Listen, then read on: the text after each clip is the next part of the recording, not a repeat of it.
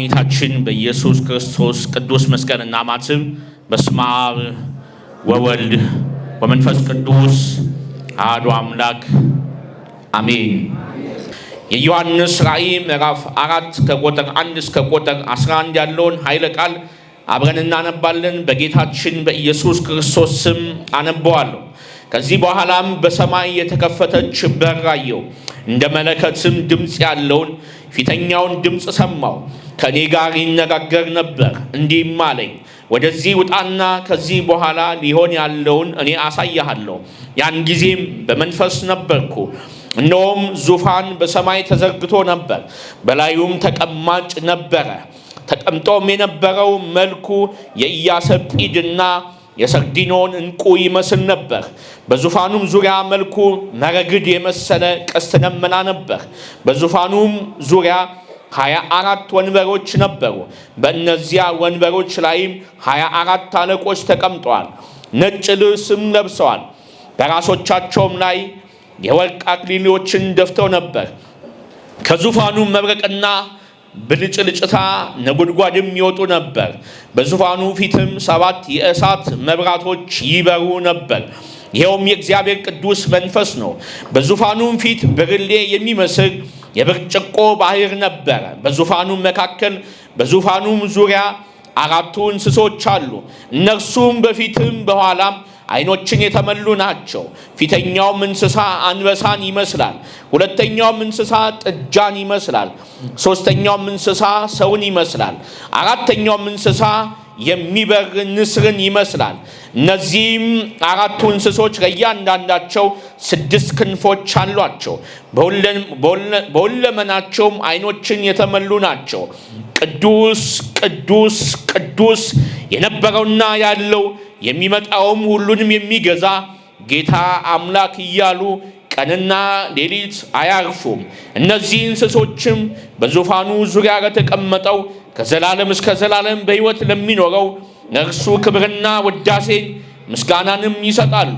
እነዚያ 24ቱ አለቆች በዙፋኑ ዙሪያ በተቀመጠው ፊት ወድቀው ለዘላለም ሕያው ሆኖ ለሚኖረው ለእርሱ አክሊላቸውን በዙፋኑ ፊት አውርደው ይሰግዳሉ፣ እንዲህም ይላሉ፣ ጌታችን አምላካችን ሆይ አንተ ሁሉን ፈጥረሃልና በፈቃድም ሆነዋልና ተፈጥረውማልና ክብርና ውዳሴ ኃይልም ላንተ ይገባል። አሜን። የጌታችን የኢየሱስ ክርስቶስ ስም ለዘላለም የተመሰገነ ይሁን። ጉባኤያችንን መንፈስ ቅዱስ ይቆጣጠርልን።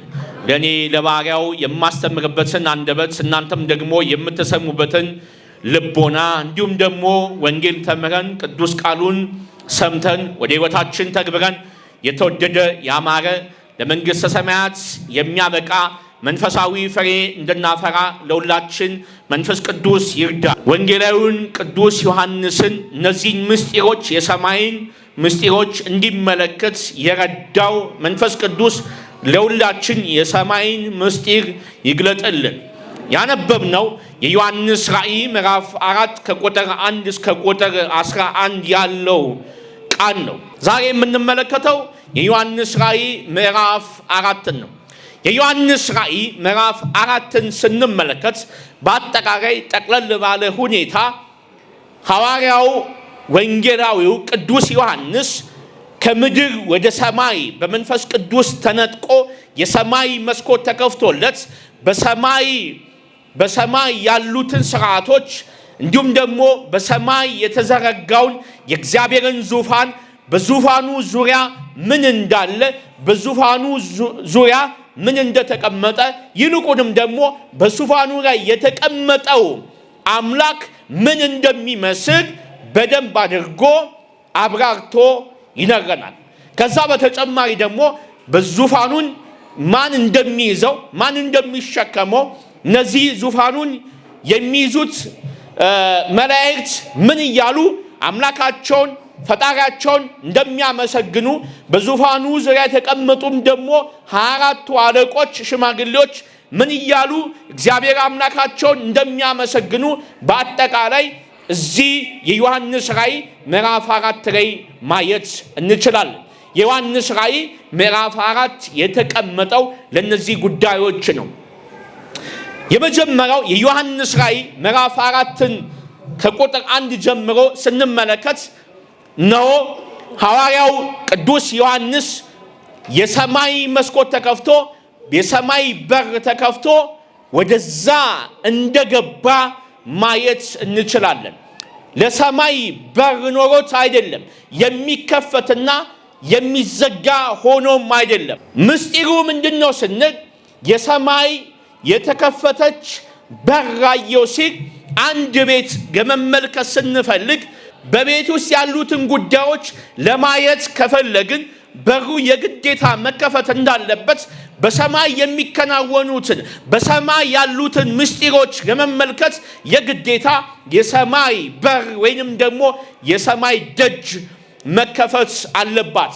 ለዚህ ነው በሰማይ ያለው የእግዚአብሔር ዙፋን በእግዚአብሔር ዙፋን ያሉትን 24ቱን አለቆች 4ቱን እንስሳቶች መላእክቶችን ለማየት ዮሐንስ ያ የሰማይ በር ተከፈተለት። ይሄ በር ከተከፈተለት በኋላ ሐዋርያው ዮሐንስ በዛ ውስጥ በተከፈተው በር ውስጥ አልፎ እዛ ውስጥ የሚከናወኑትን ነገር በግልጥ ማየት ጀመረ። ሐዋርያው ዮሐንስ እነዚህን ነገር ሲመለከት በመጀመሪያ በመንፈስ ሆኖ ነበረ። በመንፈስ ሆኖ ነበር ማለት ሐዋርያው ቅዱስ ዮሐንስ በመንፈስ ቅዱስ ውስጥ ሆኖ ነበር ማለት ነው። የመጀመሪያው ይሄ ነው። በመንፈስ ነበርኩ ሲል የመጀመሪያው በመንፈስ ቅዱስ ቁጥጥር ስር ውስጥ ነበርኩ እያለን እንደምታስታውሱት ዮሐንስ ራእይ ምዕራፍ 1 ስናነብ መንፈስ ቅዱስ ወደ ቅዱስ ዮሐንስ እንደመጣና ይህን ራእይ እንደገለጠለት አይተናል። አሁን ደግሞ መንፈስ ቅዱስ ወደ ቅዱስ ዮሐንስ መጥቶ ሙሉ ለሙሉ ተቆጣጥሮት ከምድር ወደ ሰማይ አውጥቶት በሰማይ በተከፈተው በር በኩል እንዳስገባው እያየን እንገኛለን። ሁለተኛው በመንፈስ ነበርኩ ሲል ከእውቀት ወደ እውቀት ተሸጋገርኩ እያለ ነው። ሶስተኛው በመንፈስ ነበርኩ ሲል እንዲሁ በስጋ ከማየት ወደ በነፍስ ወደ ማየት ተሸጋገርኩ እያለ ነው። የመጨረሻው ደግሞ በልቦናዬ ተመሰጥኩኝ እያለ ነው። ለእነዚህ ጉዳዮች በመንፈስ ውስጥ ነበርኩኝ እያለ ሐዋርያው ቅዱስ ዮሐንስ ይነግረናል። ታዲያ እነዚህን ነገሮች በመንፈስ ሆኖ በተከፈተ በር ውስጥ ሲገባ ቀድሞ በዮሐንስ ራእይ ምዕራፍ 1 ላይ እንደተመለከትነው ታላቅ የሆነ እንደ መለከት የሆነ ድምፅ ከዙፋኑ ሲወጣ ተመለከተ። ከዙፋኑ የሚወጣው የእግዚአብሔር ድምፅ እንደ መለከት የሆነ ድምፅ ነው። የመለከት ድምፅ በጣም ኃይለኛ በጣም አቅም ያለው እስከ ረጅም ቦታ የሚሰማ ድምፁ የሚያስደነግጥ ድምፅ ነው። የመለከት ድምፅ ከዙፋኑ የሚወጣው ከእግዚአብሔር ዙፋን የሚወጣው የእግዚአብሔር ድምፅ እንደ መለከት ድምፅ ነበረ ይላል። እንደ መለከት ድምፅ ነበር ሲባል እግዚአብሔር አምላክ በሰማይ በዙፋኑ ላይ ተቀምጦ የሚናገራቸው እያንዳንዱ ቃላቶች ከሰማይ እስከ ምድር ከሰማይ እስከ ጥልቁ ድረስ እንደሚሰማ እየነገረን ነው። የእግዚአብሔርን ድምፅ የሚከለክለው ምንም አይነት የሆነ የሚጋርደው ነገር የለም። ለምሳሌ እኛውን እየተናገርን ያለ ነው በዚህ ማይክ ቢሆንም የሚያስተላልፈው ሞንታርቦ ነው። ይሄ ሞንታርቦ ግን እስከ ተወሰነ ቦታ ድረስ ነው የሚሰማው። ከዛ በኋላ ያሉት ግንቦች ይሄ ድምፅ ወደ ሌላ ቦታ እንዳይሰማ ያግዱታል። እንደገናም ደግሞ ይሄ ሞንታርቦ አቅሙ እስከቻለው ድረስ ብቻ ነው ድምፁን የሚያስተላልፈው። የእግዚአብሔር ድምፅ ግን ምንም የሚከለክለው ምንም የሚያግደው ነገር የለም። የእግዚአብሔር ድምፅ ኃይሉ የሚያንስ አይደለም። የእግዚአብሔር ድምፅ የሚደክም አይደለም። የእግዚአብሔር ድምፅ ኃይለኛ ነው። የእግዚአብሔር ድምፅ ፍጥረታት ሁሉ የሚናገር ነው። የእግዚአብሔር ድምፅ አጋንንትና ሰይጣንን የሚደመስስ ነው። የእግዚአብሔር ድምፅ የሌለውን ወዳለው የሚያመጣ ነው። የእግዚአብሔር ድምፅ ፍጥረታትን የሚፈጥር ነው። የእግዚአብሔር ድምፅ ጨለማን ወደ ብርሃን የሚገልጥ ድምፅ ነው። የእግዚአብሔር ድምፅ ያዘኑትን የሚያረጋጋ ድምፅ ነው። የእግዚአብሔር ድምፅ ሕይወትን የሚሰጥ ድምፅ ነው። ይህንን ድምፅ ዮሐንስ ሰማው እያለ ይነግረናል። ጌታችን ኢየሱስ ክርስቶስ ዮሐንስን ና ወደዚህ ውጣ ብሎ ከነበረበት ቦታ ስቦት ወደ ራሱ ያስጠጋዋል። ወደዚህ ውጣ የሚለው ሐሳብ ከነበረበት ከምድር ወደ ሰማይ ውጣ፣ ከነበረበት ከሥጋ አስተሳሰብ ወደ ነፍስ አስተሳሰብ ውጣ፣ ከነበረበት የሥጋ አመለካከት ወደ መንፈስ አመለካከት ውጣ ማለቱ ነው። ብዙ ጊዜ እኛ መንፈሳዊ ሕይወትን ማራመድ የምንፈልገው በሥጋዊ የሆነ አስተሳሰብ ነው። የሥጋ አስተሳሰባችንን የሥጋ አኗኗራችንን ይዘን ወደ ቤተ ክርስቲያን እየመጣን በዛ አይነት አስተሳሰብ እግዚአብሔርን ለመለካት እንፈልጋለን። እግዚአብሔርን ለማየት እንፈልጋለን። ካለንበት አስተሳሰብ ካለንበት አመለካከት ከፍ ካላልን እግዚአብሔርን ማየት አንችልም። የእግዚአብሔርን ድምፅ መስማት አንችልም። አሁን ካለንበት መውጣት አለብን። አሁን ያለንበት ሁኔታ የእግዚአብሔርን ድምፅ የሚያሰማ ሁኔታ አይደለም። አሁን ያለንበት ሁኔታ እግዚአብሔርን እንድንመለከት የሚያደርግ አይደለም። የራሳችን ሕይወት ስንመለከት አሁን ያለንበት ሕይወት እግዚአብሔርን እንዳናዳምጥ እግዚአብሔርን እንዳናይ የሚያደርግ ሕይወት ውስጥ ያለ ነው። ሕይወታችን ስንመለከት በዓለማዊ አስተሳሰብና አመለካከት በዓለማዊ ዕውቀትና ፍልስፍና የተሞላ ነው። አሁን ያለንበትን ነገር እና ቦታ ስንመለከት ብዙ ጊዜ ለመናፍስት የተጋለጠ ነው። አሁን ያለንበትን ሁኔታ ስንመለከት ብዙ ሁኔታዎች፣ ብዙ ነገሮች፣ ብዙ የዓለም አስተሳሰቦች፣ ዕውቀቶችና ፍልስፍናዎች እግዚአብሔር እንዳናዳምጥ እግዚአብሔር እንዳንመለከት ያደርጋል። ጠዋት ተነስቶ ቴሌቪዥን የሚያይ ቲክቶክ የሚሰማ ሰው የእግዚአብሔርን ድምፅ ሊያይና የእግዚአብሔርን ድምፅ ሊሰማ አይችልም። ዛር የሚያመልክ ሰው፣ አጋንንትን የሚያመልክ ሰው እግዚአብሔርን ሊያይ አይችልም። በዘልማድ ክርስትና የሚመላለስ ክርስቲያን እግዚአብሔርን ሊሰማና ሊያይ አይችልም። የዘልማድ ክርስትና ትልቁ ችግር ምንድን ነው ስንል እግዚአብሔርን እንዳናዳምጥ እግዚአብሔርን እንዳናይ ያደርገናል። በጣም ከባዱ ችግሬ ነው የዘልማድ ክርስትና። የዘልማድ ክርስትና ማለት በዘልማድ እየተንቀሳቀስ ነው ያለው የሃይማኖት እንቅስቃሴ ማለት ነው። ምንም አይነት መንፈሳዊ እድገት የሌለው ክርስትና፣ የጸሎት ሕይወት የሌለው ክርስትና፣ የስግደት ሕይወት የሌለው ክርስትና፣ የቅዱስ ቁርባን ሕይወት የሌለው ክርስትና። ታቦት ሲወጣ ብቻ እንመጣለን፣ እናነግሳለን፣ እናጨበጭባለን፣ እንዘምራለን፣ እንሄዳለን። ቤተ ክርስቲያን ስንመጣ ክርስቲያኖች ነን፣ ቤታችን ስንገባ አሕዛቦች ነን። ቤታችን የክርስቲያን ቤት አይመስልም። ሕይወታችን በክርስትና ሕይወት የተሞላ አይደለም።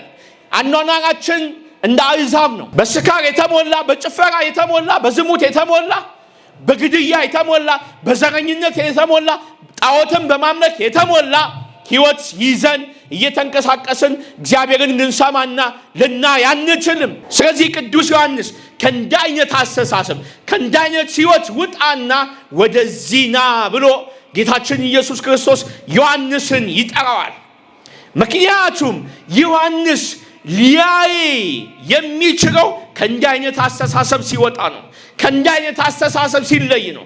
መንፈስ ቅዱስ ወደ ሕይወታችሁ መጥቶ እናንተን ሲለያችሁ በጸጋና በበረከት ስትለዩ ከሌሎች ሰዎች በተለየ ሁኔታ ትወጣላችሁ። አኗኗራችሁ ይለያል፣ አስተሳሰባችሁ ይለያል፣ አካሄዳችሁ ይለያል። መንፈስ ቅዱስ ዮሐንስን ስለተቆጣጠረው የሚያየውን ራእይ ሰዎች የሚያዩት ራእይ አይደለም። ዮሐንስ የሚያየው ራእይ መንፈስ ቅዱስ የሚገልጥለት ራእይ በሰው አስተሳሰብና ሚዛን የሚለካ አይደለም። ዮሐንስ እያየ ያለው ራእይ እንደዚህ ነው ተብሎ ሊገለጥ አይችልም። ለምን? ዮሐንስ እያየ ያለው ራእይ የምድር ቁሳቁስን አይደለም። ዮሐንስ እያየ ያለው የምድርን ነገሥታት አይደለም። ዮሐንስ እያየ ያለው በምድር ላይ ሲኖር የሚያያቸውን በእውቀቱ የደረሰበትን በኑሮ ያየውን ነገር አይደለም። ዮሐንስ እያየው ያለው ራእይ የሰማይን ራእይ ነው። ዮሐንስ እያየው ያለው ራእይ የእግዚአብሔርን ራእይ ነው። ይሄ ራእይ በሰው አስተሳሰብ በሰው አመለካከት የሚለካ ስላልሆነ ከዚህ ዮሐንስ መውጣት አለበት። እግዚአብሔርን መስማት ከፈለግን፣ እግዚአብሔርን ማየት ከፈለግን፣ እግዚአብሔርን መምሰል ከፈለግን አሁን ካለንበት አስተሳሰብ ከፍ ማለት አለብን። በጸሎት ህይወት ከፍ ማለት አለብን። በስግደት ህይወት ከፍ ማለት አለብን።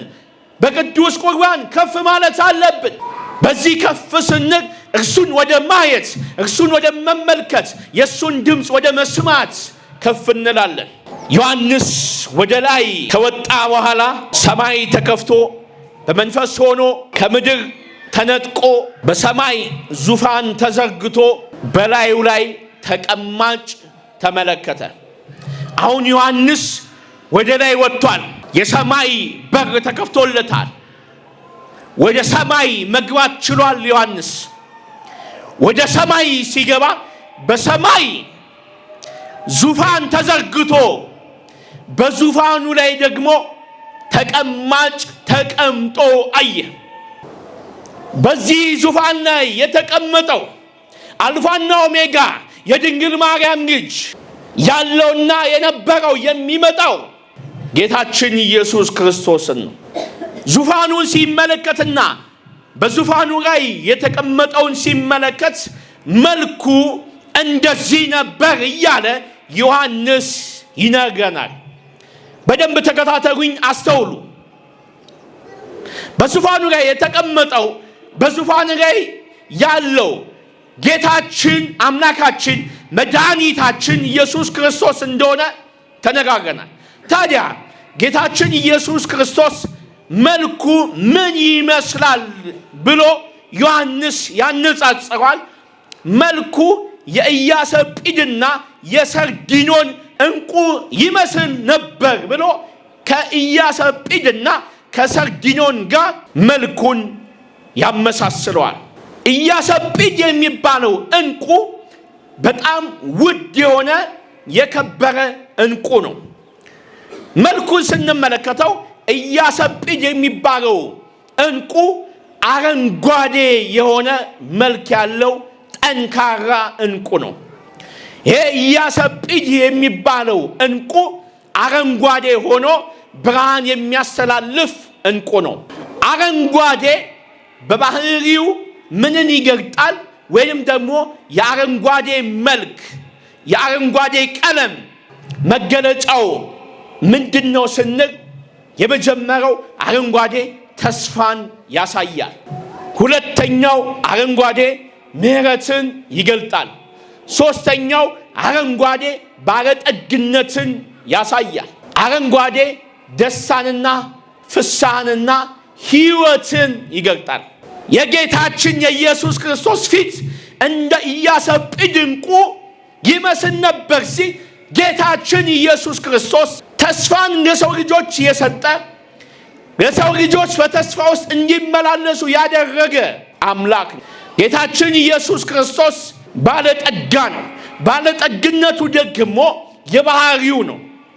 ይሄ ባለጠግነት ሁሉም አይነት ሕይወት፣ ሁሉም አይነት ክብር፣ ሁሉም አይነት ጸጋ በእጁ የያዘ አምላክ ነው። ጌታችን ኢየሱስ ክርስቶስ የሕይወት ጌታ ነው። የሕይወት መሰረት ነው። እኔ ሕይወት ነኝ እንዳለ እርሱ ሕይወት ነው። ሕይወት ስለሆነ በኢያሰጲድ በአረንጓዴ ዕንቁ ተመሰለ። ይመስል ነበር አለ። የሰርዲኖን ዕንቁ ይመስል ነበር አለ። የሰርዲኖን ዕንቁ ምን አይነት ነው ስንል ሰርዲኖን ዕንቁ ቀይ የሆነ ዕንቁ ነው። ቀይ ቀለም ምን ይገልጣል ስንል ቀይ ቀለም ኃይልን፣ ክብርን፣ ስልጣንንና ሞገስን ይገልጣል። ጌታችን ኢየሱስ ክርስቶስ ኃያል አምላክ እንደሆነ ጌታችን ኢየሱስ ክርስቶስ ስልጣን ሁሉ በእጁ እንደተያዘ ጌታችን ኢየሱስ ክርስቶስ ክብርና ሞገስን የተላበሰ አምላክ እንደሆነ እያየው ነው። የኢያሰጲድና የሰርዲኖን እንቁ ይመስል ነበር ይህንን ለመግለጥ ነው። እሱ የተስፋ አምላክ ነው። እሱ የምሕረት አምላክ ነው። እሱ የበረከት አምላክ ነው። እሱ የቸርነት አምላክ ነው።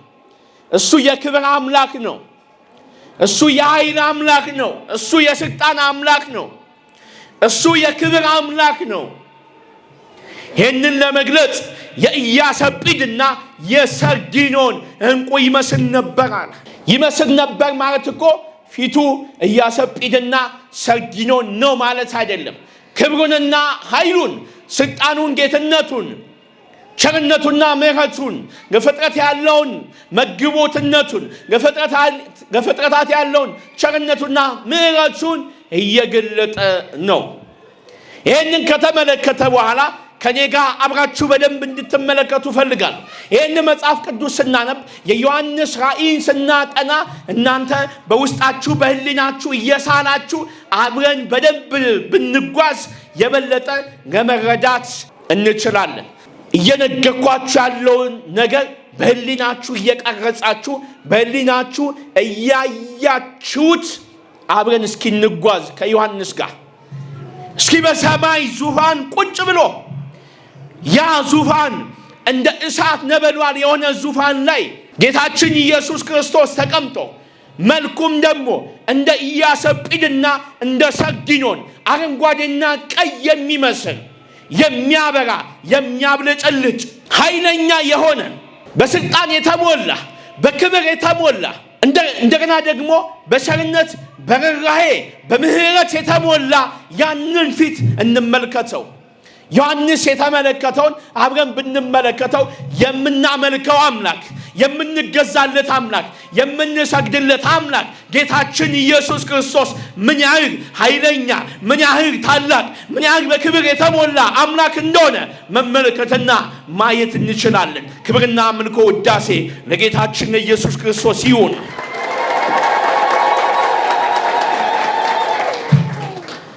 ከዙፋኑ ደግሞ ዝቅ ብሎ ሲመለከት ዙፋኑ ዙሪያ መረግድ የሚባል ቀስተ ደመና ዙሪያውን ሲዞር ተመለከተ። ይሄ መረግድ የሚባለው በዙፋኑ ዙሪያ የሚዞር ቀስተ ደመና የሚመስል ነገር ክብሩንና ብርሃንነቱን፣ አምላክነቱን፣ የብርሃን ጌታ መሆኑን የሚያሳይ ነው። በዙፋኑ ዙሪያ ብርሃን ቀስተ ደመና ህብረ ቀለማት የተሞላ መረግድ የሚባል ዙሪያውን ሲዞር ተመለከተ። ፍጥረታት ሁሉ የተፈጠሩት ፍጥረታት ሁሉ የጌታችን የኢየሱስ ክርስቶስን ዙፋን እየዞሩ እርሱን እያመሰገኑ እርሱን እያመለኩ ከዙፋኑ የሚወጣውን በረከት፣ ከዙፋኑ የሚወጣውን ቸርነት፣ ከዙፋኑ የሚወጣውን ጸጋ እየተቀበሉ ለዘላለም ከእርሱ ጋር ደምቀው ይኖራሉ። በሰማይ ስንሄድ፣ ወደ ሰማይ ስንነጠቅ፣ ወደ እግዚአብሔር ዙፋን ስንቀርብ ልክ እንደዚህ እንደ መረግድ ብርሃን ዙፋኑን እየዞርን እግዚአብሔር እናመሰግናለን። ዙሪያውን ዙፋኑን እየዞርን እግዚአብሔርን እናመልካለን። ከዙፋኑ የሚወጣውን ቸርነት፣ ከዙፋኑ የሚወጣውን በረከት፣ ከዙፋኑ የሚወጣውን ጸጋ እየተቀበልን ለዘላለም በዙፋኑ ዙሪያ እንደ ከዋክብት እየደመቅን እንኖራለን። ክብርና አምልኮ ውዳሴ ኢየሱስ ክርስቶስ ይሁን። በሰማይ ስንሄድ፣ በመንግሥተ ሰማያት ስንኖር እንደው የበይ ተመልካች ሆነን ጌጎች ሲያመሰግኑ እኛን ቆመን የምናይ አይደለንም። እኛ በሰማይ ስንቆም፣ በመንግሥተ ሰማይ ስንኖር እንደ ጌጎች ሁሉ እግዚአብሔርን እያመሰግን፣ እግዚአብሔርን እያመለክን በዙፋኑ ዙሪያ በእግዚአብሔር ዙፋን ዙሪያ ቆመን እየሰገድን፣ እየወደቅን፣ እየተነሳን ቅዱስ ቅዱስ ቅዱስ እያልን እያመሰገን ነው የዙፋኑን ክብር እንቀበላለን። ክብር እግዚአብሔር ይሁን። ይህንን ክብር ካየ በኋላ በዙፋኑ ዙሪያ 24 አለቆች ተቀምጠው አየ። በዙፋኑ ዙሪያ 24 ወንበሮች፣ በወንበሮቻቸውም ላይ ደግሞ 24 አለቆች ተቀምጠው አየ። እነዚህ 24 አለቆች 24ቱ ካህናተ ሰማይ ናቸው። በሰማይ ያለውን በዙፋኑ ዙሪያ ያለውን ቅዳሴ፣ ምስጋና፣ ውዳሴ የሚመሩ ናቸው እነዚህ 24 አለቆች። እነዚህ ሽማግሌዎች የለበሱት ልብስ ነጭ ልብስ ነው። ነጭ ልብሳቸው የጸጋ ልብስ ነው። ሙሉ ለሙሉ በእግዚአብሔር ጸጋ እንደተሸፈኑ እናያለን። በራሳቸው ላይ ደግሞ የወርቅ አክሊል ደፍተው ነበረ። የወርቅ አክሊል የደፉት ደግሞ ክብራቸውን ሲገልጥ ነው። እጅግ የተከበሩ ናቸው። እጅግ በጸጋ የተሞሉ ናቸው። በዙፋኑ ዙሪያ ሳያቋርጡ እግዚአብሔርን የሚያመልኩ እግዚአብሔርን የሚያመሰግኑ 24 አለቆች ናቸው። እነዚህ አለቆች ሱራፌል ናቸው። ሱራፌል ባህሪያቸው ከእሳት የተፈጠሩ ናቸው። ሲመለከታቸው ዮሐንስ እንደ እሳት ያበሩ ነበረ። ለምን? ከፀሐይ ይልቅ የሚያቃጥለውን የሚያነደውን የእግዚአብሔርን ዙፋን ዞረው ወይንም ደግሞ ከበው የሚያመሰግኑና የሚያመልኩ ናቸው። ስለዚህ ከዙፋኑ የሚወጣው መለኮታዊ እሳት በእነሱ ላይ ይገባ ነበረ። ነገር ግን አይቃጠሉም፣ በቸርነቱ ቆመዋል። ነገር ግን አይነዱም፣ በምህረቱ ይኖራሉ። ስለዚህ ከዙፋኑ ከሚወጣው የመለኮት እሳት ውስጣቸው ስለሚገባና ስለሚቃጠሉ በእሳት የተቃጠሉ የተለበለው የሚል ትርጉም ሱራፌል የሚባለውን ስም አግኝተዋል። ተመልሶ ቅዱስ ዮሐንስ ከነሱ አይኑን ቀና አድርጎ ደግሞ ወደ ዙፋኑ ሲመለከት ከዙፋኑ ስር የመጀመሪያው እሳት ይወጣል፣ የመለኮት እሳት። ሁለተኛው ብልጭታ ይወጣል። ሶስተኛው መብረቅ ይወጣል። አራተኛው ነጎድጓድ ይወጣል። አምስተኛው በዙፋኑ ፊት 7 የእሳት መብራት ይበራ ነበር። ከዙፋኑ ምን ይወጣል? እሳት ይወጣል፣ መብረቅ ይወጣል፣ ብልጭታ ይወጣል፣ ነጎድጓድ ይወጣል። ዙፋኑ ማንም እንደማይነቀንቀው፣ ዙፋኑ ኃይለኛ እንደሆነ፣ ዙፋኑ ኃያል እንደሆነ፣ ዙፋኑ የክብር እንደሆነ፣ ዙፋኑ የስልጣን እንደሆነ ለመግለጥ መብረቅ፣ ነጎድጓድ፣ ብልጭታ፣ እሳት እያለ ዮሐንስ ይህንን የዮሐንስ ራእይ መጽሐፍ ይጽፍልናል። ከእግዚአብሔር ዙፋን የሚወጣው ቸርነትና በረከት ብቻ አይደለም። ኃይል ይወጣል፣ መብረቅ ይወጣል። መብረቁ ሲወጣ ኃጥአንን ይደመስሳል፣ አጋንንትና ሰይጣንን ይደመስሳል። ከመብረቁ ብልጭታና ነጎድጓድ ይወጣል። ይሄ ደግሞ ግርማው ለፍጥረታት ሁሉ የሚሰማ ታላቅ አምላክ መሆኑን ይገልጽልናል። በዙፋኑ ፊት ደግሞ 7 የእሳት መብራቶች ነበሩ። እነዚህ 7 የእሳት መብራቶች የእግዚአብሔር መንፈስ ነው። የእግዚአብሔር መንፈስ በዙፋኑ ፊት ይነዳል። ምን አይነት ታላቅ አምላክ ነው የምናመልከው! ምን አይነት ድንቅ ጌታ ነው የምናመልከው! ምን አይነት ንጉሥ ነው የምናመልከው! ይሄ ንጉሥ እኮ ምድራዊ ንጉሥ አይደለም። የምድር ንጉሥ ቢንቆጠቆጥ በወርቅ ነው፣ ወርቅ ደግሞ ይቀልጣል። የምድር ንጉሥ ምናልባት ቤት በሰረገላ በመኪና ነው። የምድር ንጉሥ ምናልባት ባለጠግነቱ በገንዘብ ነው። የምድር ንጉሥ ደግሞ ጊዜና ዘመኑ ስልጣኑ ያልፋል። የሰማዩ ንጉሥ እኛ የምናመልከው ጌታችን ኢየሱስ ክርስቶስ የለበሰው ልብስ በደም የተሞላ ስለእኔና ስለእናንተ ደሙን ያፈሰሰበት በደም የታጠበ ልብስ ነው። የኔና የእናንተ ንጉሥ በሰማይ ያለው ክርስቶስ ግን ዙፋኑ በእሳት የተሞላ ነው።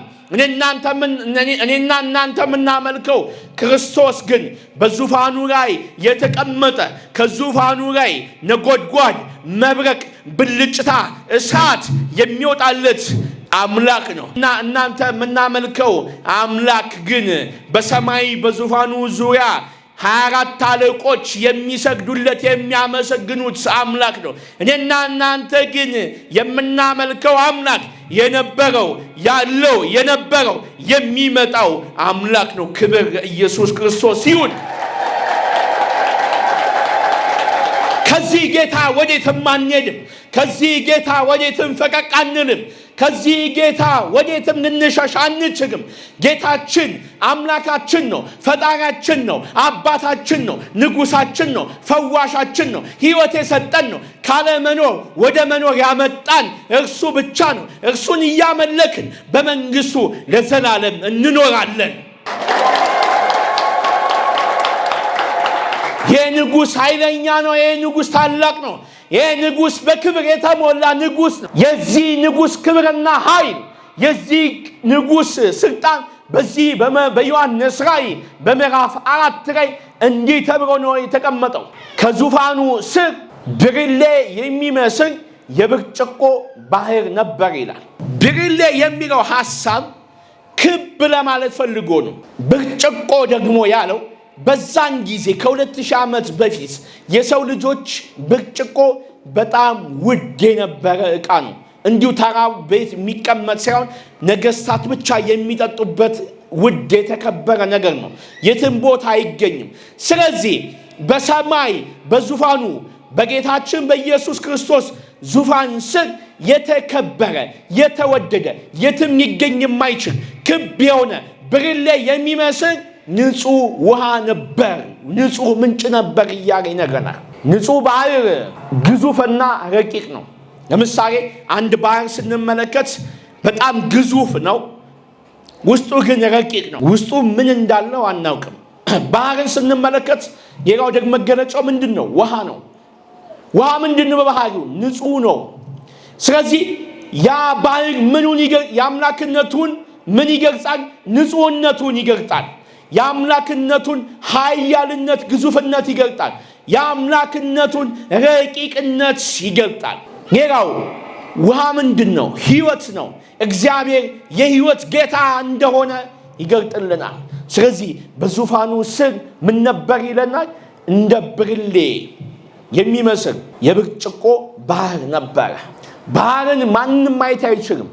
እኛ ባህርን የምናየው ከላይ ነው፣ ውሃ መሆኑን ነው የምናየው እንጂ ውስጥ ያሉትን እንስሶች፣ አሳዎች፣ አዞ፣ ጉማሬ በእንስሳቱ በውሃ ውስጥ የሚሄዱ እንስሶችን ማየት አንችልም። እግዚአብሔር ግን በሰማይም በምድርም ከምድር በታች በጥልቀት ውስጥ ያሉትን ፍጥረታት በሙሉ እንደሚመለከት፣ እንደሚያይ፣ እንደሚያዳምጥ ያሳየናል። ሁሉም ፍጥረታት በዙፋኑ ስር ናቸው።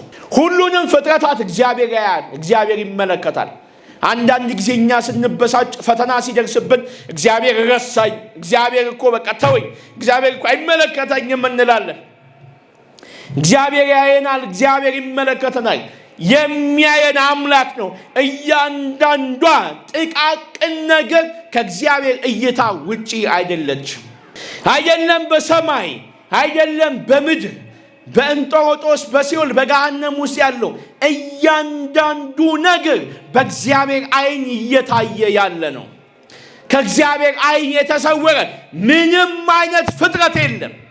አይደለም የሚታየው የማይታየውንም የሚያይ ብቸኛ አምላክ ነው። ይህ አምላክ በዙፋኑ ላይ የተቀመጠው አይደለም መርሳት እኔና እናንተን አስታውሶን ከሰማይ ከዚህ ዙፋኑ ወርዶ ከድንግል ማርያም ተወልዶ በጠባብ ደረት በአጭር ቁመት ተወስኖ በምድር ላይ ተመላልሶ ስለኔና ስለናንተ ኃጢአትና በደል ቆስሎልን ተገርፎ በመስቀል ላይ ተሰቅሎ ስጋውን ቆርሶ ደሙን አፍስሶ ሞቶልን ተነስቶልን ሕይወት የሰጠን ጌታን ያለን ክብርና አምልኮ ውዳሴ ለእርሱ ይሁን። በፍጹም አይረሳንም። መድኃኔዓለም ማንንም አይረሳም። አይደለም የሰው ልጅ ትንኝን የማይረሳ አምላክ ነው። አይደለም ትንኝ አዋፋትን የማይረሳ አምላክ ነው። አይደለም አዋፋትን በባህር ውስጥ የሚንቀሳቀሱትን ፍጥረታት የማይረሳ አምላክ ነው። ረሳኸኝ አንበለው፣ አይረሳንም። ሞቶልናል። ከመሞት በላይ ምን ያድርግልን? አይረሳንም። መንግሥተ ሰማያትን አዘጋጅቶልናል። አይረሳንም። ሕይወት ሰጥቶናል። አይረሳንም። ክብር ሰጥቶናል። እንዴት ሊረሳን ይችላል? እናት የወለደችዋን ልጅ ትረሳለችን እንዴ? እናት እንዴት ትረሳለች የወለደችዋን ልጅ? ልጆቻችሁን ትረሳላችሁ? እስኪ ልጁ የሚረሳለ እንዴ? ልጁ የሚረሳ የወለደውን ልጅ የሚረሳ ከወንዶችም ከሴቶችም አለ። እኛ በስጋ የወለድናቸውን ልጆች የማንረሳ ከሆነ እንዴት እግዚአብሔር ፍጥረታቱን ይረሳል? እኛ ትንሽ አይምሮ ያለን እኛ ውስን ፍጥረቶች፣ እኛ አቅም የሌለን ፍጥረቶች የወለድናቸውን ልጆች የማንረሳ ከሆነ እሱ ሰማይና ምድርን የዘረጋ እሱ በዙፋኑ ላይ ለዘላለም የሚኖር እሱ ያለው የነበረውና የሚመጣው ታላቁ ንጉሥ እግዚአብሔር እንዴት እኛን የፈጠረን የወለደንን እንዴት ይረሳናል? ቅድስት ሥላሴ እንዴት ይረሳሉ ፍጥረታቸውን? ሥላሴ ማንንም ፍጥረት አይረሳም። ስለዚህ ረሳኝ ብላችሁ አታማሩ። እሱ አይረሳንም። እሱ ያስታውሰናል። እሱ ይወደናል። እሱ ያፈቅረናል። እሱ ስለኛ ሞቶልናል። እሱ ስለኛ ቆስሎልናል። እሱ ስለኛ ደሙን አፍሶልናል። እሱ ስለኛ በመስቀል ላይ ተሰቅሏል። እሱ ስለኛ ደሙን አፍስሶልናል። ስጋውን ቆርሶልናል። ማን ሞተልን? ማን ዋጋ ከፈለልን? ወድሃለሁ ያለክ ሞቶልሃል። ወድሻለሁ ያለሽ ሞቶልሻል። ማን ሞቶልናል? ማን ቆስሎልናል? ማን የኛን ካሳ ወስዶ የኛን በደል ተሸክሞ ማን በመስቀል ላይ ተሰቅሏል? ማን የኛን ሞት ወስዶ ሞቶልናል? ይሄን ያደረገልን እኮ ያረሳን ያልተወን የድንግል ማርያም ልጅ ጌታችን አምላካችን መድኃኒታችን ኢየሱስ ክርስቶስ ነው። ክብርና መልኩ ለእርሱ ይሁን። ለወደደን አምላክ ክብር ለእርሱ ይሁን። ላዳነን፣ ለሞተልን፣ ለተነሳልን ለኢየሱስ ክርስቶስ ክብርና መልኩ ውዳሴ ለእርሱ ይሁን። በጣም የሚገርማችሁ ነገር ከዚህ በኋላ ያለው ነው። ከዚህ በኋላ ዮሐንስ እያየው ያለው ነገር በጣም ረቂቅ መሆኑን ተረድቷል። ግን እያየው ያለው ነገር በመንፈስ ቅዱስ ነው። ስለዚህ ባየው ነገር እንዳይሞት መንፈስ ቅዱስ አጽንቶታል። ባየው ነገር እየተገረመ እየተደነቀ ራእዩን እንደዚህ ብሎ ይቀጥላል። ዙፋኑ በአራት እንስሶች ተይዟል ይለናል። ዙፋኑ በአራት እንስሶች። እነዚህ አራቱ እንስሶችን አየው አለ። እነዚህ አራቱ እንስሶች ፊታቸውና መልካቸው አንደኛው የአንበሳ ይመስላል ይላል። በግዕዝ አንበሳ ወይንም በአማርኛ አንበሳ። ፊቱ የአንደኛው መልክ የአንበሳ ይመስላል። የሁለተኛው የንስር ይመስላል። ንስር በአየር ላይ የሚበረው የንስር ፊት ይመስላል። ሶስተኛው የጥጃ ይመስላል። አራተኛው የሰው መልክ ይመስላል ብሎ ይነግረናል። ይመስላል ነው እያለ ያለው እንጂ እንደ አንበሳ፣ እንደ ጥጃ፣ እንደ ንስር፣ እንደ ሰው አይነት መልክ አላቸው ማለት አይደለም። ለሰው በሚረዳው መልኩ እነዚህን አራት ዙፋኑን የያዙትን እንስሶች የገለጸበት መንገድ ነው። እነዚህን አራቱ እንስሶች እኛ ምን እንላቸዋለን? ኪሩቤ እንላቸዋለን።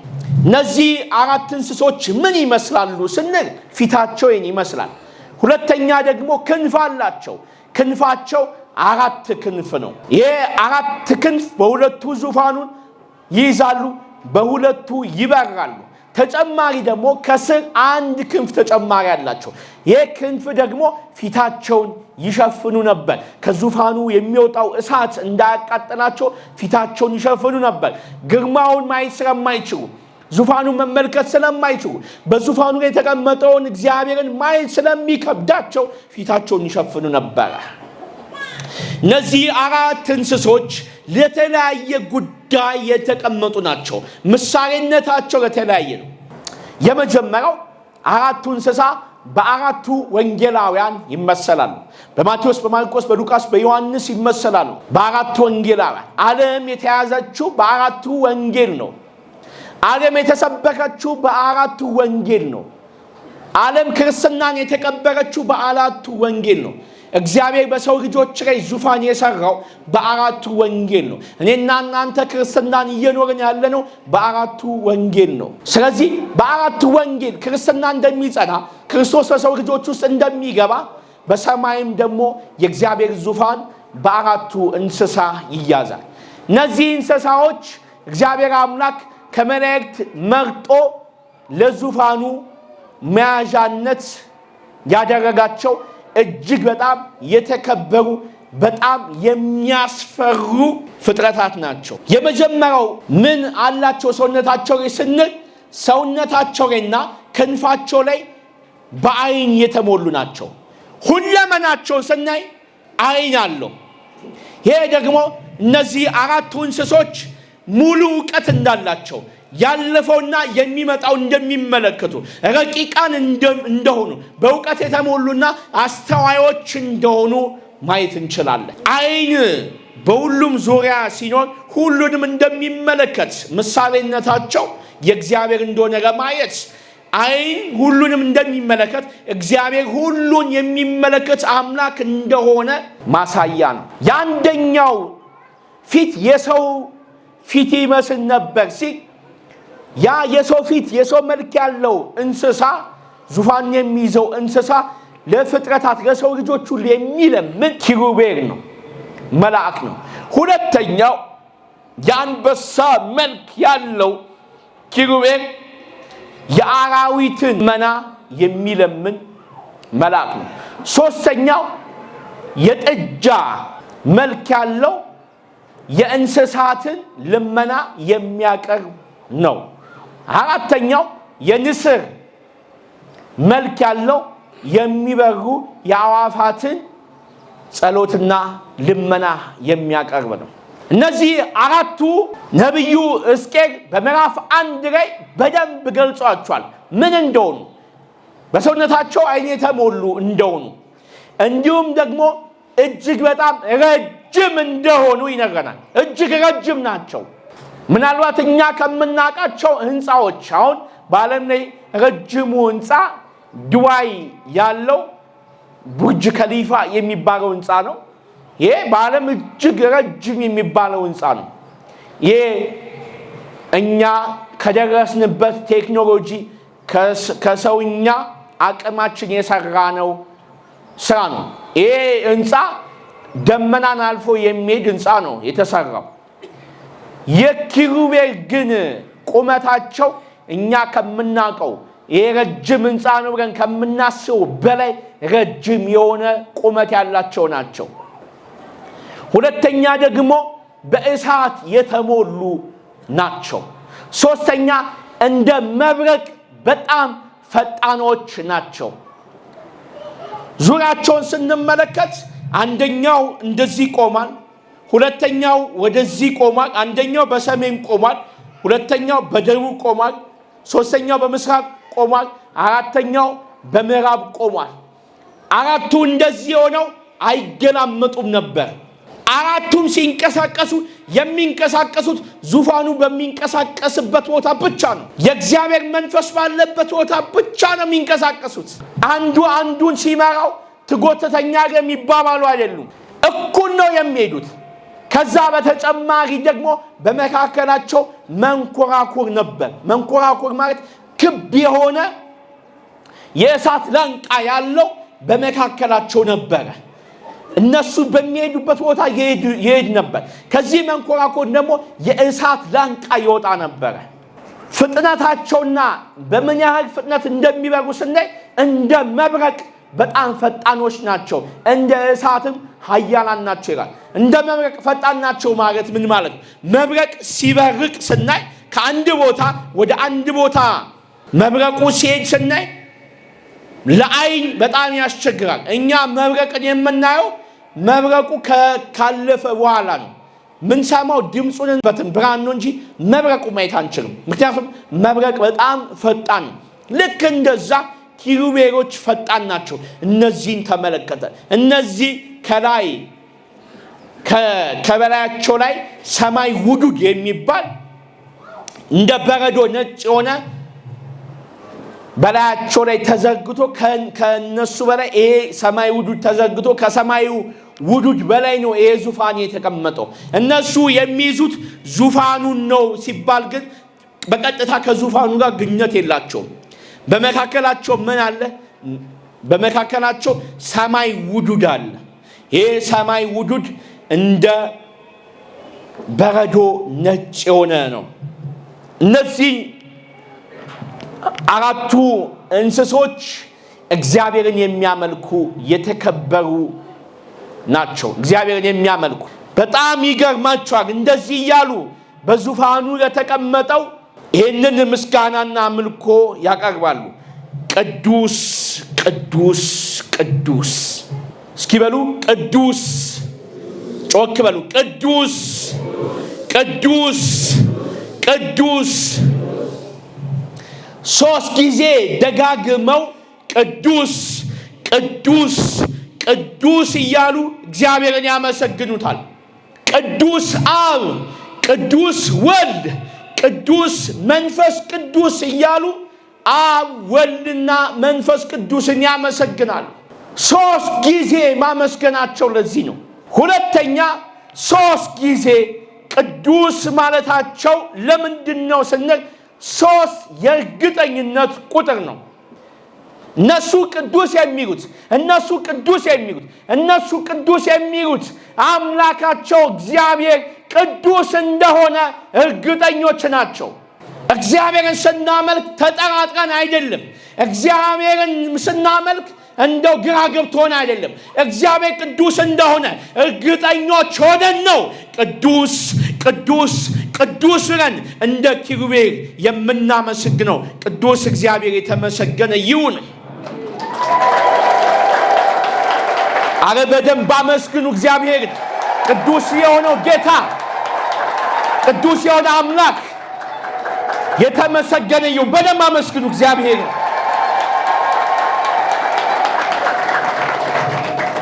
ቅዱስ ቅዱስ ቅዱስ ብለው ካመሰገኑ በኋላ እንደዚህ ይላል፣ የነበረውና ይላሉ። የነበረውና ማለት እኛ ከመፈጠራችን በፊት ፍጥረታት ሁሉ ከመፈጠራቸው በፊት በግርማ የነበረ እንደገና ደግሞ ምን ይላሉ? ያለውና የሚመጣው ይላሉ። ያለው ማለት ለዘላለም ሕያው የሆነው ማለት ነው። ሕያው ብቸኛ ሕያው የሆነ የነበረው አሉ። ያለው አሁን ያለው አሉ። እንደገና ደግሞ የሚመጣው አሉ። ወዴት የሚመጣው? ወደ ምድር የሚመጣው። መቼ ያለው? በምድር ላይ የሰው ልጆችን ለማዳን የወረደ ጊዜ ወደ ሰማይ ያረገው ያለው እርሱ። እንደገና ደግሞ ዓለምን ለማሳለፍ የሚመጣው እርሱ እውነተኛ ሁሉንም የሚገዛ ጌታ አምላክ እያሉ ጌትነቱን፣ አምላክነቱን፣ ኃያልነቱን፣ ጽኑዕነቱን፣ ክብሩን ይገልጣሉ። ይሄ መዝሙር ላይ ይሄ ምስጋና የታስታውሱታላችሁ? ቅዳሴ ላይ የታስታውሱታላችሁ? የዘወትር ጸሎት ላይ አይደለ? ቅዱስ ቅዱስ ቅዱስ እግዚአብሔር አምላከ አማልክት ዘሃሎ ወይሄሉ። የዘወትር ጸሎት ላይ ቅዱስ ቅዱስ ቅዱስ እግዚአብሔር ጸባኦት ፍጹም ምሉ ሰማያት ወምድረ ቅዳሳተ ስብሐቲከ ንሰግድ ለከ ክርስቶስ ምስራቡ ከኤር ሰማያዊ ወመንፈስከ ቅዱስ ማየዊ እስመ መጻእከ ወአዳንከነ። ይህንን ምስጋና ይህንን አምልኮ የምናውቀው በኪሩቤል ነው፣ በሰማይ ስርዓት ነው። ለምን? እነሱ ቅዱስ ቅዱስ ቅዱስ እግዚአብሔር የነበረውና ያለው የሚመጣውም ሁሉን የሚገዛ ጌታ አምላክ ነው ብለው ያመሰግኑትን ድምፅ ሰምተን ነው የምናመሰግነው። ይሄን እያሉ ይላል ቀንና ሌሊት አያርፉም። ቀንና ሌሊት በሰማይ ቀንና ሌሊት የለም። ቀንና ሌሊት ያለው በእኛ ነው፣ በዚህ በዓለም ነው ቀንና ሌሊት ያለው። ፀሐይ ስትወጣ ቀን ነች፣ ጨረቃ ስትወጣ ሌሊት ነች። ቀንና ሌሊት 24 ሰዓት ያለው ለኛ ነው። እኛ እንዲገባን ቀንና ሌሊት ያመሰግኑታል፣ አያርፉም ይላል። ቀንና ሌሊት 24 ሰዓት ያመሰግኑታል። ምን ማለት ነው? ያለ እረፍት ማለት ነው። ቀንም ሌሊትም ማለት ያለ እረፍት ያመሰግኑታል። ደግሞ አያርፉም ይላል። አያርፉም። አሁን እኛ ጸልየን 1 ሰዓት ብንጸልይ በቃ ብዙ ሰዓት ጸልየን ነው። ብዙ ሰዓት ጸልየን አሁን ዘንድሮማ ያለው ትውልድ በቃ አጭር ነገር የሚፈልግ ቲክቶክ ለመደና አጭር ነገር የሚፈልገው ቅዳሴውም እንዲያጠር ይፈልጋል። በቃ ይሰለቻል። ቅዳሴ እኮ 2 ሰዓት ነው። በጣም ቢበዛው 2 ሰዓት ነው። 3 ሰዓት ይመስላል ሰው። 3 ሰዓት ግን አይፈጅም ቅዳሴ እንደውም 1 ሰዓት ከ45 ደቂቃ ወይም ቢበዛው 2 ሰዓት የሚፈጀው። ቆራቢዎች ሲቆርቡ ምናምን ነው 3 ሰዓት ሊፈጅ የሚችለው እንጂ ቅዳሴ 12 ሰዓት ከተጀመረ የሚያልቀው ፍሬ ቅዳሴው የሚጠናቀቀው 2 ሰዓት ላይ ነው። ከዛ ነው ቆራቢ ሲቆም ወደ 3 ሰዓት የሚሄደው። ወንጌሉ ምን ስንማር ነው እንጂ ያን ያህል አይፈጅም። ያን ያህል እንኳን 2 ሰዓት ቆሞ ቅዳሴ ለማስቀደስ የሚደክመው ወገቡ የሚያዝ የሚሰረቸው የሚያዛጋ የሚያንቀላፋ ትውልድን የመጣው በጣም የሚያሳዝን። እነዚህ 4 እንስሶች ኪሩቤል ግን በፍጹም እግዚአብሔርን ቅዱስ ነው ለማመስገን አያርፉም፣ አይቀመጡም፣ አይሰረቻቸውም፣ አይደክማቸውም። ለምን? ምግባቸው ነው። እረፍታቸው ምስጋና ነው። ምግባቸው ምስጋና ነው። መጠጣቸው ምስጋና ነው። ኃይላቸው ምስጋና ነው። እንዲህ እያሉ ያመሰግናሉ። እነሱ እንደዚህ ብለው ሲያመሰግኑ ከዛ በኋላ በጣም የሚገርማችሁ የነሱን ምስጋና 24ቱ አለቆች ሱራፌል ይቀበሉታል። በሰማይ ስርዓት መጀመሪያ ከዙፋኑ ስር ያሉት 4ቱ እንስሶች ናቸው። ከነሱ መጀመሪያ ምስጋና ሲወጣ እነዚህ 24ቱ ሱራፌል 24ቱ አለቆች ሊቃነ ካህናቱ ምስጋናውን ይቀበሉና ያስተጋባሉ። ከዛ በኋላ ከነሱ በኋላ መላእክቶች ሊቃነ መላእክት ይቀበላሉ። ከሊቃነ መላእክት ይቀበላሉ። ከዛ ፍጥረታት እንዲህ እያለ ነው የሚሄደው። የሰማይ ስርዓት በመቀባበል ምስጋና የሚደረግበት ነው። ከዛ እነዚህ 24ቱ አለቆች ምን እያሉ ያመሰግናሉ? እነዚህ 24ቱ አለቆች በዙፋኑ ላይ በተቀመጠው ፊት ወድቀው ለዘላለም ሕያው ሆኖ ለሚኖረው ለእርሱ አክሊላቸውን በዙፋኑ ፊት አውርደው ይሰግዳሉ። መጀመሪያ ከማመስገናቸው በፊት ይቆማሉ። ከዛ በኋላ አክሊል ያደረጉትን አክሊል ያነሱና ቁጭ ያደርጉታል። ከዛ በኋላ ወድቀው ይሰግዳሉ። የስግደትን ትልቅ ጥቅም የምናየው እዚህ ጋር ነው። አሁን የምነግራችሁ ነገር በደንብ ያዙ። ስግደት 5 ጉዳዮችን ይዟል። እነዚህ 4ቱን ታውቁታላችሁ፣ አንደኛውን ግን አታውቁትም። ስግደት ስንት ነገር ይዟል? ከመስገዳችን በፊት የመጀመሪያው እንቆማለን። የመጀመሪያው መቆም ነው። ሁለተኛው እናጎነብሳለን። ሶስተኛው እንንበረከካለን። አራተኛው ግንባራችንን መሬት እናስነካለን። አምስተኛው ስግደት ደግሞ ሙሉ ለሙሉ መሬት ላይ እንነጠፋለን። ስግደት እነዚህን 5 ነገሮች የያዘ ነው። መቆም፣ ማጎንበስ፣ እግርን ጉልበትን መሬት ማስነካት፣ ግንባርን መሬት ማስነካት፣ ከዛ በኋላ ሙሉ ለሙሉ መሬት ላይ መተኛት መነጠፍ ማለት ነው። ስግደት ይሄ ነው። ብዙ ጊዜ 5ኛውን አናቅም አይደለ? ተነጥፈን አናቅም። እነዚህ 24 አለቆች ሽማግሌዎች ግን እነዚህ ሱራፌል ግን በጣም ክብርና በጣም ግርማ ያላቸው አለቆች ናቸው። እነሱ በዙፋኑ ፊት ሲሰግዱ ይቆማሉ። መጀመሪያ ተቀምጦ ነበር። ወንበር አላቸው፣ ዙፋን አላቸው። ከዙፋናቸው ይነሳሉ፣ ለስግደት ይዘጋጃሉ። ከዛ በኋላ አክሊላቸውን ያስቀምጣሉ።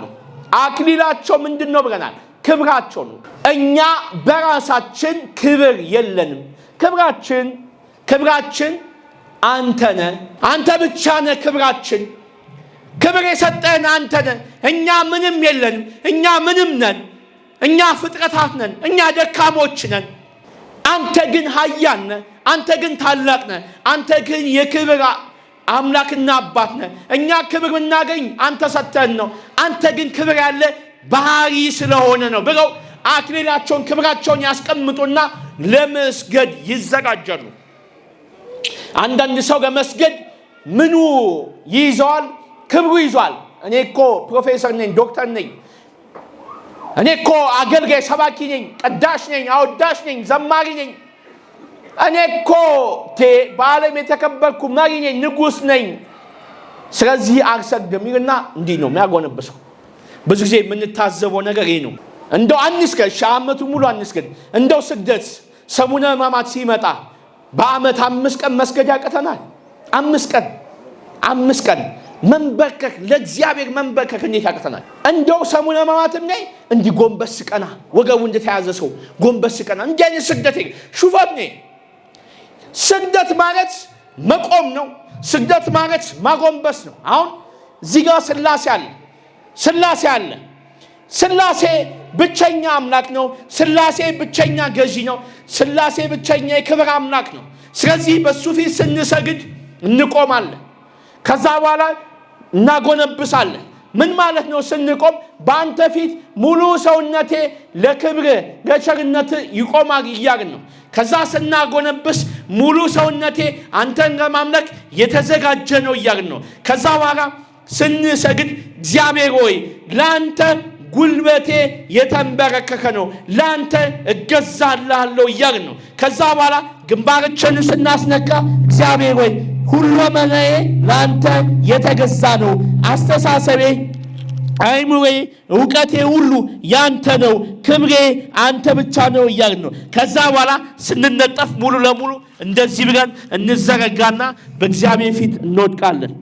እንደዚህ ብለን ስንወድቅ እግዚአብሔር ሆይ ሁለመናዬ አንተ ነህ፣ ሁለመናዬ ሁሉ ያንተ ነው፣ ለአንተ ብቻ እገዛልሃለሁ፣ ለአንተ ብቻ እሰግድልሃለሁ እያልን ነው። ይሄ 5ቱ የስግደት ባህሪ ነው። አያችሁ፣ ክብር የለንም፣ ክብራችን እርሱ ብቻ ነው። ሞገስ የለንም፣ ሞገሳችን እሱ ብቻ ነው። ኃይል የለንም፣ ኃይላችን እሱ ብቻ ነው። በሱ ፊት ስንቆም መማራችን ገንዘብ፣ ስልጣን፣ ምናምን ገሌ የምንለው ነገር ሁሉ እናራግፋለን፣ እንጥላለን፣ እናስቀምጥና በሱ ፊት ሙሉ ለሙሉ እንዘረጋለን፣ እንሰግድለታለን። ክብር ለእግዚአብሔር ይሁን።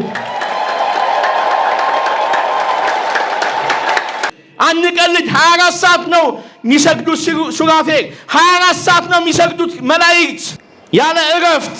ግዝት ነው ሰንበት ነው እያልን ላለመስገድ ወገባችንን ለመያዝ አንከራከር። ክብራችንን ምናችንን ጥለን ይሄ የምናውቃቸውን ስርዓቶች ጥለን በሱ ፊት እንውደቅ፣ በሱ ፊት እንዘርጋ። እርሱ ብቻ አምላክ ነው፣ እርሱ ብቻ ጌታ ነው። የሚሰገድለት መድኃኔዓለም ኢየሱስ ክርስቶስ ብቻ ነው። ክብር ለእርሱ ይሁን።